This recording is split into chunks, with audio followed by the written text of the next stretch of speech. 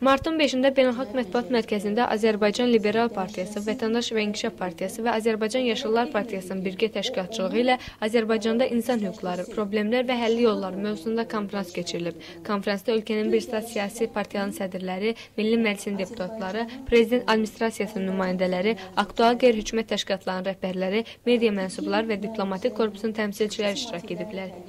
Tədbirdə əsas mövzu ilə çıxış edən Helsinki Vətəndaş Assambleyasası Azərbaycan Milli Komitəsinin rəhbəri Arzu Abdullayeva ölkədə insan hüquqlarının mövcud durumunu ətraflı təhlil edib və bu sahədə müşahidə olunan problemlərin geniş təsnifatını verib. Daha sonra təqdim olunan mövzu ilə əlaqədar fikrini bildirən konfrans iştirakçıları Azərbaycanda insan hüquqlarının vəziyyətini müxtəlif aspektlərdən qiymətləndirərək təkliflərini irəli sürüblər. Azərbaycanda insan hüquqlarının mövcud durumunu acınacaqlı olduğunu önə çəkən natiqlər vəziyyətin bu həddə çatmasını hökumətin vətəndaş hüquq və azadlıqlarına sayğısız münasibəti ilə əlaqələndiriblər.